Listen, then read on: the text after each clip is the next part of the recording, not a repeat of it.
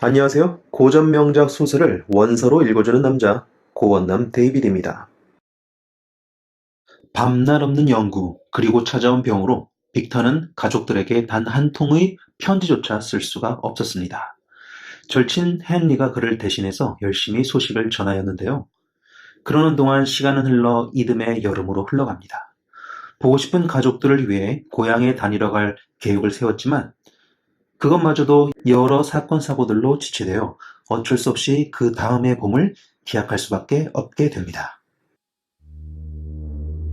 Frankenstein, or the Modern Prometheus, Mary Shelley.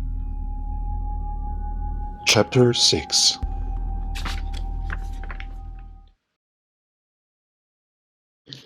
Clerval then put the following letter into my hands. It was from my own Elizabeth. My dearest cousin, you have been ill, very ill, and even the constant letters of dear kind Henry are not sufficient to reassure me on your account. You are forbidden to write, to hold a pen. Yet one word from you, dear Victor, is necessary to calm our apprehensions. For a long time, I have thought that each post would bring this line, and my persuasions have restrained my uncle from undertaking a journey to Ingolstadt. I have prevented his encountering the inconveniences and perhaps dangers of so long a journey. Yet, how often have I regretted not being able to perform it myself? I figured to myself that the task of attending on your sickbed has devolved on some mercenary old nurse who could never guess your wishes nor minister to them with the care and affection of your poor cousin. Yet that is over now. Clerval writes that indeed you are getting better. I eagerly hope that you will confirm this intelligence soon in your own handwriting. Get well and return to us. You will find a happy, cheerful home and friends who love you dearly. Your father's health is vigorous, and he asks but to see you, but to be assured that you are well. And not a care will ever cloud his benevolent countenance. How pleased you would be to remark the improvement of our Ernest. He is now 16 and full of activity and spirit. He desires to be a true Swiss and to enter into foreign service, but we cannot part with him, at least until his elder brother returns to us. My uncle is not pleased with the idea of a military career in a distant country, but Ernest never had your powers of application. He looks upon study as an odious fetter. His time is spent in the open air, climbing the hills or rowing on the lake. I fear that he will become an idler unless we yield the point and permit him to enter on the profession which he has selected. Little alteration except the growth of our dear children has taken place since you left us. The blue lake and snow-clad mountains, they never change. And I think our placid home and our contented hearts are regulated by the same immutable laws. My trifling occupations take up my time and amuse me, and I am rewarded for any exertions by seeing none but happy, kind faces around me. Since you left us, but one change has taken place in our little household. Do you remember on what occasion Justin Moritz entered our family? Probably you do not. I will relate her story, therefore, in a few words. Madame Moritz, her mother, was a widow with 4 children, of whom Justin was the third.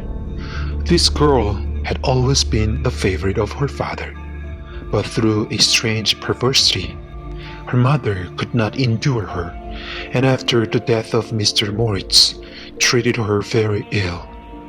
My aunt observed this, and when Justin was 12 years of age, prevailed on her mother to allow her to live at our house. The republican institutions of our country have produced simpler and happier manners than those which prevail in the great monarchies that surround it. Hence, there is less distinction between the several classes of its inhabitants, and the lower orders, being neither so poor nor so despised, their manners are more refined and moral. A servant in Geneva does not mean the same thing as a servant in France and England. Justin, thus received in our family, learned the duties of a servant, a condition which in our fortunate country does not include the idea of ignorance and a sacrifice of the dignity of a human being. Justin, you may remember, was a great favorite of yours, and I recollect you once remarked that if you were in an ill humor, one glance from Justin could dissipate it, for the same reason that Ariosto gives concerning the beauty of Angelica. She looked so frank-hearted and happy. My aunt conceived a great attachment for her, by which she was induced to give her an education superior to that which she had at first intended. This benefit was fully repaid. Justin was the most grateful little creature in the world. I do not mean that she made any professions. I never heard one pass the lips, but you could see by her eyes that she almost adored her protectress. Although her disposition was gay, in many respects inconsiderate, yet she paid the greatest attention to every gesture of my aunt. She thought her the model of all excellence and endeavored to imitate her phraseology and manners, so that even now she often reminds me of her. When my dearest aunt died, everyone was too much occupied in their own grief to notice poor Justin, who had attended her during her illness with the most anxious affection. Poor Justin was very ill, but other trials were reserved for her. One by one, her brothers and sister died, and her mother, with the exception of her neglected daughter, was left childless. The conscience of the woman was troubled.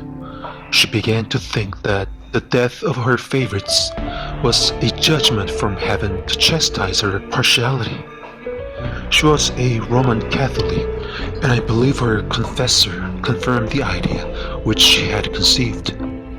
Accordingly, a few months after your departure for Ingolstadt, Justin was called home by her repentant mother. Poor girl, she wept when she quitted our house. She was much altered since the death of my aunt.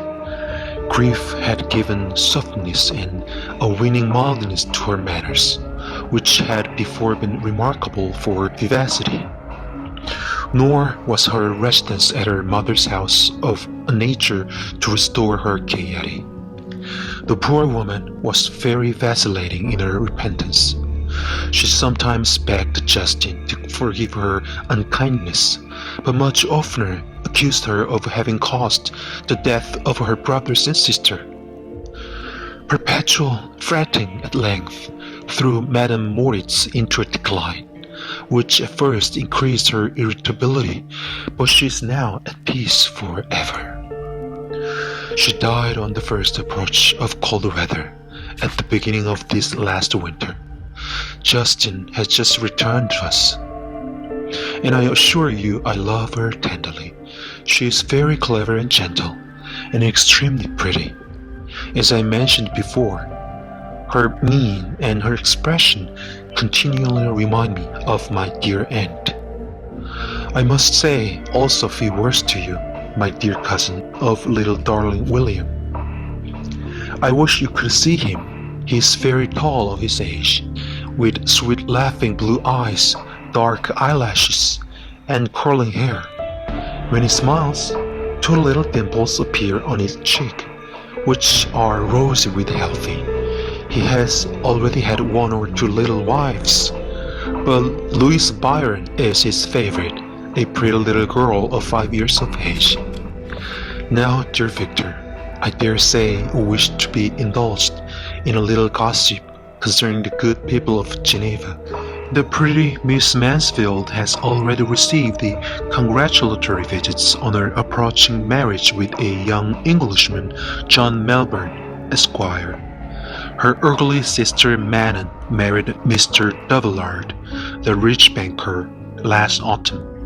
Your favorite schoolfellow, Louis Monor, has suffered several misfortunes since the departure of Clerval from Geneva, but he has already recovered his spirits and is reported to be on the point of marrying a lively, pretty Frenchwoman, Madame Tavernier. She's a widow and much older than Monor, but she's very much admired and a favorite with everybody. I have written myself into better spirits, dear cousin, but my anxiety returns upon me as I conclude. Write, dearest Victor, one line, one word will be a blessing to us. 10,000 thanks to Henry for his kindness, his affection, and his many letters. We are sincerely grateful. Adieu, my cousin. Take care of yourself, and I entreat you, write. Elizabeth Lavenza, Geneva, March 18th, 17 .. Dear Elizabeth, I exclaimed when I had read her letter. I will write instantly and relieve them from the anxiety they must feel. I wrote, and this exertion greatly fatigued me, but my convalescence had commenced and proceeded regularly. In another fortnight, I was able to leave my chamber. One of my first duties on my recovery was to introduce Clerval to the several professors of the university. In doing this, I underwent a kind of rough usage, ill befitting the wounds that my mind had sustained. Ever since the fatal night, the end of my labors, and the beginning of my misfortunes, I had conceived a violent antipathy even to the aim of natural philosophy. When I was otherwise quite restored to health, the sight of chemical instrument would renew all the agony of my nervous symptoms. Henry saw this and had removed all my apparatus from my view. He had also changed my apartment, for he perceived that I had acquired a dislike for the room which had previously been my laboratory. But these cares of Clerval were made of no avail when I visited the professors. Mr. Waldman inflicted torture when he praised, with the kindness and warmth, the astonishing progress I had made in the sciences. He soon perceived that I disliked the subject, but not guessing the real cause, he attributed my feelings to modesty and changed the subject from my improvement to the science itself, with the desire, as I evidently saw, of drawing me out. What could I do? He meant to please, and he tormented me. I felt as if he had placed carefully, one by one, in my view those instruments which were to be afterwards used in putting me to slow and cruel death. I writhed under his words, yet dared not exhibit the pain I felt. Clerval, whose eyes and feelings were always quick in discerning the sensations of others, declined the subject, alleging in excuse his total ignorance, and the conversation took a more gentle turn. I thanked my friend from my heart, but I did not speak. I saw plainly that he was surprised, but he never attempted to throw my secret from me, and although I loved him with a mixture of affection and reverence that knew no bounds, yet I could never persuade myself to confide in him that event which was so often present to my recollection, but which I feared the detail to another would only impress more deeply. Mr. Cramp was not equally docile, and in my condition at that time of almost insupportable sensitiveness, his harsh, blunt encomiums gave me even more pain than the benevolent approbation of Mr. Waldman. "Done, the fellow!" cried he. "Why, Mr. Clerval, I assure you he has outstripped us all. Hey, Stare if you please, but it is nevertheless true. A youngster who, but a few years ago, believed in Cornelius Agrippa as firm as in the gospel, has now set himself at the head of the university. And if he is not soon pulled down, we shall all be out of countenance. Continually, observing my face expressive of suffering. Mr. Frankenstein is modest, an excellent quality in a young man. Young men should be different of themselves. You know, Mr. Clerval, I was myself when young, but that wears out in a very short time. Mr. Cramp had now commenced an eulogy on himself, which happily turned the conversation from a subject that was so unknown to me. Clerval had never sympathized in my taste for natural science, and his literary pursuits differed wholly from those which had occupied me. He came to the university with the design of making himself complete master of the Oriental languages, and thus he should open a field for the plan of life he had marked out for himself.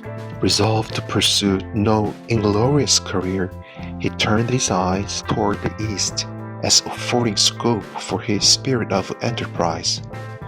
The Persian, Arabic, and Sanskrit languages engaged his attention, and I was easily induced to enter on the same studies. Idleness had ever been irksome to me, and now that I wished to fly from reflection and hated my former studies, I felt great relief in being the fellow pupil with my friend, and found not only instruction but consolation in the works of the Orientalists. I did not, like him, attempt a critical knowledge of their dialects, for I did not contemplate making any other use of them than temporary amusement.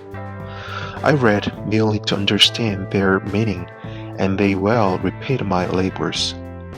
Their melancholy is soothing, and their joy elevating, to a degree I never experienced in studying the authors of any other country. When you read their writings, life appears to consist in a warm sun and a garden of roses, in the smiles and frowns of a fair enemy, and the fire that consumes your own heart. How different from the manly and heroical poetry of Greece and Rome. Summer passed away in these occupations, and my return to Geneva was fixed for the latter end of autumn, but being delayed by several accidents, winter and snow arrived, the roads were deemed impassable, and my journey was retarded until the ensuing spring. I felt this delay very bitterly, for I longed to see my native town and my beloved friends. My return had only been delayed so long from an unwillingness to leave Clerval in a strange place before he had become acquainted with any of its inhabitants. The winter, however, was spent cheerfully, and although the spring was uncommonly late when it came, its beauty compensated for its dilatoriness. The month of May had already commenced, and I expected the letter daily which was to fix the date of my departure, when Henry proposed a pedestrian tour in the environs of Ingolstadt, that I might bid a personal farewell to the country I had so long inhabited. I acceded with pleasure to this proposition. I was fond of exercise, and Clerval had always been my favorite companion in the ramble of this nature that I had taken among the scenes of my native country. We passed a fortnight in these perambulations. My health and spirits had long been restored, and they gained additional strength from the salubrious air I breathed, the natural incidents of our progress, and the conversation of my friend. Study had before secluded me from the intercourse of my fellow creatures, and rendered me unsocial, but Clerval called forth the better feelings of my heart. He again taught me to love the aspect of nature, and the cheerful faces of children. Excellent friend, how sincerely you did love me! the endeavor to elevate my mind until it was on a level with your own. A selfish pursuit had cramped and narrowed me until your gentleness and affection warmed and opened my senses. I became the same happy creature who, a few years ago, loved and beloved by all, had no sorrow or care. When happy, inanimate nature had the power of bestowing on me the most delightful sensations. A serene sky and verdant fields filled me with ecstasy. The present season was indeed divine. The flowers of spring bloomed in the hedges, while those of summer were already in bud. I was undisturbed by thoughts which during the preceding year had pressed upon me, notwithstanding my endeavors to throw them off with an invincible burden. Henry rejoiced in my gaiety, and sincerely sympathized in my feelings. He exerted himself to amuse me, while he expressed the sensations that filled his soul. The resources of his mind on this occasion were truly astonishing.